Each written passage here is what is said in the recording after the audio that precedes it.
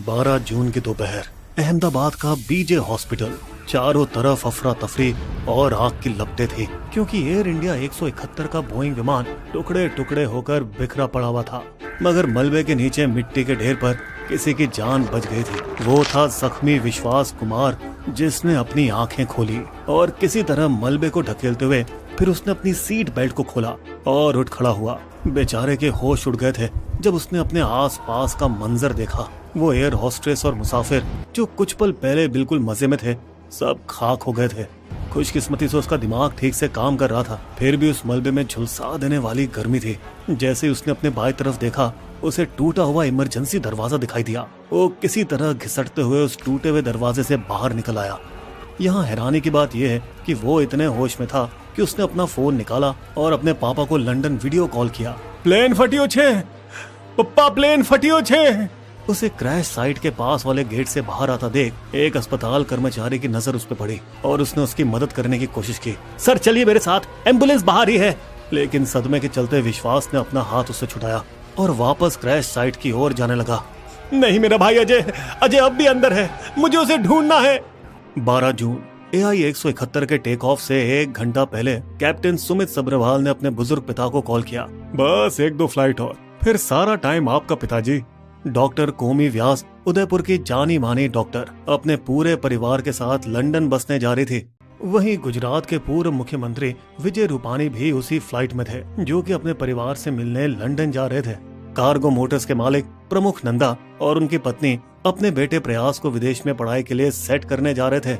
इस फ्लाइट में कई ऐसे और मुसाफिर थे, कुछ दादा दादी जो पहली बार अपने पोते पोतियों से मिलने जा रहे थे, तो कुछ माता पिता जो सालों बाद विदेश में बसे अपने बच्चों को देखने जा रहे थे, कई छात्र जो अपने सपनों को पूरा करने जा रहे थे। और उसी फ्लाइट में थे यूके बसे भारतीय बिजनेसमैन विश्वास कुमार रमेश, सीट 11A पर, ठीक इमरजेंसी एग्जिट के पास। उसी लाइन में सीट 11J पर उनके भाई भी बैठे थे। दोनों गुजरात में छुट्टी मनाकर लौट रहे थे। मौसम ठीक था, आसमान भी साफ था, तापमान थोड़ा ज्यादा था, लेकिन जहाज उड़ाने लायक था। मतलब सब कुछ ठीक ही लग रहा था। फ्लाइट AI 171 ने पूरे 3.5 किलोमीटर लंबे रनवे को इस्तेमाल करके टेक ऑफ किया, लेकिन जैसे ही प्लेन 625 फीट की ऊंचाई तक पहुंचा, वो अचानक से नीचे गिरने लगा। टेक ऑफ हुए कुछ सेकंड ही हुए थे, तभी ग्रीन और व्हाइट इमरजेंसी लाइट्स चल उठी। पायलट सुमित सब्रवाल अपनी डरी हुई आवाज में चिल्लाए, मेडे मेडे, पावर चला गया है, थ्रस्ट नहीं है, ऊपर नहीं जा पा रहे हैं। उधर बीजे मेडिकल कॉलेज के स्टाफ क्वार्टर में मेस में लंच टाइम चल रहा था। एक डॉक्टर रामकृष्ण अपना खाना खा रहे थे, तभी उन्हें जोर की आवाज सुनाई दी और वे हक्के बक्के रह गए। बाहर से कुछ डॉक्टर चिल्लाए, जो ऊपर आसमान की तरफ देखते हुए दहशत में थे। वो देखो, वो प्लेन कितना नीचे उड़ा है। और टेक ऑफ के सिर्फ 30 सेकंड बाद हो गई ये त्रासदी। AI 171 सीधा आकर कॉलेज हॉस्टल से टकरा गया। ये था बोइंग का ड्रीम लाइनर प्लेन, लेकिन उस दिन कैप्टन सब्रवाल का अपने पापा के साथ वक्त बिताने का सपना वहीं खत्म हो गया। उदयपुर की डॉक्टर और उनका परिवार जो लंदन में नई जिंदगी शुरू करने जा रहा था, उनकी कहानी भी वहीं खत्म हो गई। विजय रूपानी, जिनका लकी नंबर था 1206, उसी तारीख को दुनिया से चले गए। दादा दादी जो पहली बार पोतों से मिलने जा रहे थे, वो छात्र जो करियर शुरू करने वाले थे, सब कुछ बस 1 मिनट में खत्म। धुआं, आग, चीख पुकार। बता दें, इस भयानक हादसे में देश के कुछ युवा डॉक्टरों ने भी अपनी जान गंवाई। फिर भी जो ट्रेनी डॉक्टर और छात्र बच गए, वो तुरंत मलबे में फंसे अपने साथियों को बाहर निकालने में जुट गए। ये उन्हीं के जज्बे और फुर्ते की वजह से था कि कई जानें बचाई जा सकी, क्योंकि रेस्क्यू टीम तो काफी देर बाद पहुंची। डॉक्टर्स ने दिन रात एक कर दिए ताकि मृतकों के DNA सैंपल इकट्ठा किए जा सके और उनको उनके परिवारों को अंतिम संस्कार के लिए सौंपा जा सके। उन 242 यात्रियों में से सिर्फ एक ही इंसान जिंदा बाहर निकल पाया। इमरजेंसी एग्जिट के पास सीट 11A पर बैठा विश्वास कुमार। किस्मत का चमत्कार, इसके बाद विमान की उड़ान और क्रैश की कुछ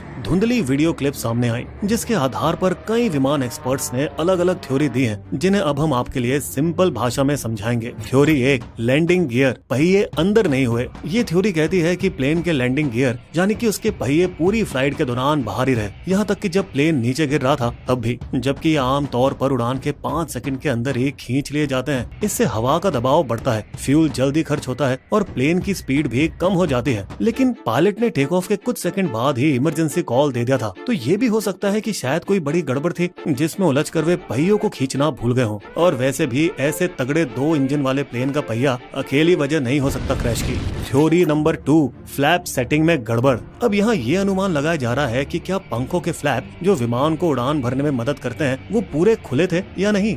दोस्तों बता दें, ऐसा हूबहू 1987 में अमेरिका में हुआ था, जिसमें फ्लैप सेटिंग गलत होने की वजह से प्लेन थोड़ा ऊपर गया, फिर एकदम से नीचे गिरकर क्रैश हो गया, जिस हादसे में कोई नहीं बच पाया। और जब प्लेन 242 लोगों से भरा होकर भारी हो जाए तो अगर फ्लैप सही से न खुले हो तो प्लेन इंजन के टकाटक चलने के बावजूद भी नीचे आ सकता है। मगर बाद में जो प्लेन के मलबे की फोटो सामने आई उसमें साफ दिखाई दिया कि फ्लैप्स तो खुले हुए थे। और वहीं सुमित सभ्रवाल जैसे सीनियर पायलट जिनके पास 8200 घंटे प्लेन उड़ाने का अनुभव था, वो ऐसे बुनियादी गलती तो नहीं कर सकते। थ्योरी नंबर 3, उड़ान के वक्त इंजन में भरपूर ताकत नहीं थी। अब वैसे तो 2.5 से 3 किलोमीटर का रास्ता उड़ान के लिए काफी होता है, लेकिन एयर इंडिया के विमान को फिर भी पूरे 3.5 किलोमीटर लग गए टेक ऑफ के लिए। तो यहाँ हो सकता है कि इंजन फुल पावर नहीं दे पा रहा हो, और यही बात तो पायलट ने खुद इमरजेंसी कॉल में भी बोली। अब इसे हम तेज गर्मी और प्लेन के भारी वजन जैसे कारणों के साथ जोड़ें तो इंजन की ताकत और भी कम हो सकती है। लेकिन दोस्तों, इस प्लेन का दाहिना इंजन मार्च 2025 में ही बदला गया था और अप्रैल 2025 में बाएं इंजन की जांच हुई थी और दोनों में ही कोई खराबी नहीं मिली। तो अगर इंजन की पावर कम हो, फ्लैप और लैंडिंग गियर में गड़बड़ी हो तो ये तीनों मिलके एक जानलेवा कारण जरूर बन सकते हैं। थ्योरी नंबर 4,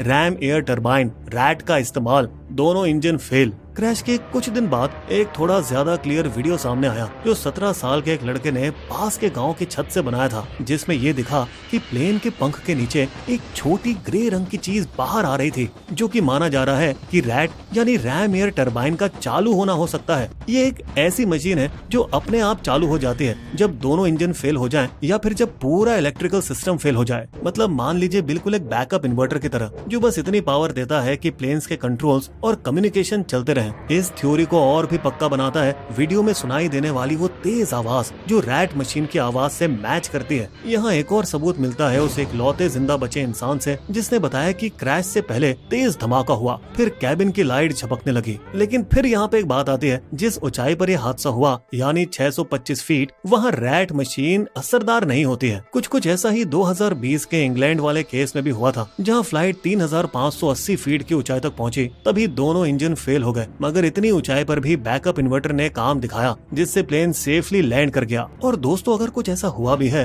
तो कुछ बहुत ही बड़ी प्रॉब्लम हुई होगी, जैसे कि सारे फ्यूल में मिलावट हो जाना, क्योंकि प्लेन की टंकी को पूरा भरने में करीबन 42 मिनट लगते हैं। मगर ये एक लंबी फ्लाइट के लिए आम बात है। दोस्तों, ये भी हो सकता है कि अचानक चिड़िया इंजन में घुस गई हो, लेकिन उस वीडियो में ना तो कोई इंजन से आग निकलती दिख रही थी और ना ही कोई चिड़िया दिखाई दे रही थी। और क्योंकि टेक ऑफ के बाद पायलट ने इमरजेंसी कॉल दिया था, तो ये हो सकता है कि दोनों इंजन फेल तब हुए जब प्लेन इतनी स्पीड पकड़ चुका था जिसके बाद उड़ान को रोका नहीं जा सकता था। और दोस्तों, भले अब आपको ये सबसे ज्यादा वाजिब कारण लग रहा हो, मगर बता दें कि दोनों इंजन का फेल होना बहुत ही कम होता है और सिर्फ एक फोन वीडियो के आधार पर हम इसे पक्का नहीं कह सकते। इसके लिए शायद महीनों या फिर साल भर का इंतजार करना पड़ेगा, जब तक कि टूटे फूटे कॉकपिट वॉइस रिकॉर्डर CVR और फ्लाइट डेटा रिकॉर्डर FDR को aircraft accident investigation bureau AAIB वाले पूरी तरह से चेक ना कर लें। बता दें कि यहाँ पे एक कमेटी जिसमें बाबू लोग और विमान एजेंसियों के लोग भी शामिल हैं, वो इंडस्ट्री की पूरी सुरक्षा को लेकर जांच कर रही है।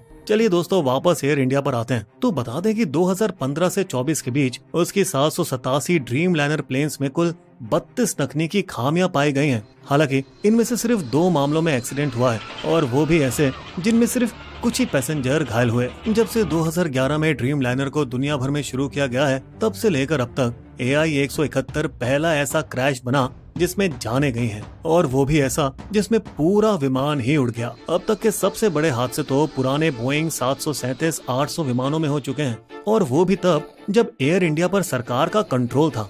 जैसे 2010 का हादसा, जब दुबई से आई एयर इंडिया की फ्लाइट मैंगलोर रनवे पर फिसल गई, जिसमें दुर्भाग्यवश 167 में से 158 लोगों की जान चली गई। फिर 2020 में एयर इंडिया एक्सप्रेस की एक फ्लाइट भारी बारिश में कोरिकोड एयरपोर्ट पर रनवे से फिसलकर खाई में गिर गई और 2 टुकड़ों में टूट गई, जिसमें 18 लोग मारे गए और 120 से ज्यादा घायल हुए। ऐसा माना जाता था कि 2022 तक ये सब बदल जाएगा, जब टाटा सन्स ने एयर इंडिया को 18,000 करोड़ में खरीदा। ये एक तरह से घर वापसी थी, क्योंकि एयर इंडिया की शुरुआत तो 1932 में टाटा परिवार के टाटा एयरलाइंस से ही हुई थी। और वाकई टाटा ने एयरलाइंस को एक हद तक फिर से जिंदा किया, क्योंकि 2023 में जहां कंपनी को 11,387 करोड़ का घाटा हुआ था, वो 2024 में घटकर 4,444 करोड़ रह गया। लेकिन 2022 के बाद से DGCA के अफसरों ने एयर इंडिया पर कई बार विमान की सुरक्षा का ध्यान न रखने के लिए जुर्माना लगाया है। बता दें कि सबसे पहले सेफ्टी को लेकर लापरवाही के आरोप लगे कैप्टन मनीष उप्पल पर, जो एयर इंडिया के फ्लाइट ऑपरेशंस की जिम्मेदारी संभालते हैं। उन पर 2020 में भी एयर एशिया इंडिया में रहते हुए सेफ्टी में चूक को लेकर सस्पेंशन लग चुका है। इसके बाद DGCA ने एयर इंडिया पर इतना दबाव डाला कि वो सुरक्षा जांच को बेहतर बनाने के लिए मजबूर हो गए। नतीजा ये हुआ कि 12 जून से 17 जून के बीच एयर इंडिया को कुल 83 फ्लाइट्स में से 67 बोइंग ड्रीम लाइनर रद्द करनी पड़ी। यही नहीं, उन्होंने उड़ान स्टाफ की शिफ्ट और टाइमिंग में लापरवाही के चलते 3 अधिकारियों को बाहर का रास्ता दिखा दिया। हालांकि बता दें कि हाल ही में एयर इंडिया के 33 में से ज्यादातर ड्रीम लाइनर विमानों की जांच में कोई बड़ी सेफ्टी दिक्कत सामने नहीं आई। फिर भी अधिकारी कोई कसर नहीं छोड़ रहे हैं, क्योंकि अब यहाँ AI-171 फ्लाइट की उड़ान से पहले के चेकिंग स्टाफ से पूछताछ चल रही है और उनके मोबाइल फोन की जांच भी की जा रही है, ताकि कोई भी चालबाजी या साजिश हुई हो तो सुराग मिल सके। दोस्तों, बता दें कि इस रेयरेस्ट ऑफ द रेयर हादसे के ब्लैक बॉक्स की भी जांच जारी है और उम्मीद की जा रही है कि एयर इंडिया अब अपनी सेफ्टी रूल्स को और सख्त बनाएगा। ये दुखद घटना हमें अधूरे सपने की याद दिलाती है और बताती है कि कैसे जिंदगी पल भर में बदल जाती है। बिस्बो की शायरी। दूर देश के ख्वाबले भरने चला उड़ान, कुछ पल में ही धरती पर आकर गिरा विमान। धुआं धुआं हर ओर था, भीषण थी वह आग, कुछ पल में ही ख्वाब सब जलकर हो गए खाक। हमारे वीडियो कंटेंट के सोर्सेस आपको डिस्क्रिप्शन में मिल जाएंगे।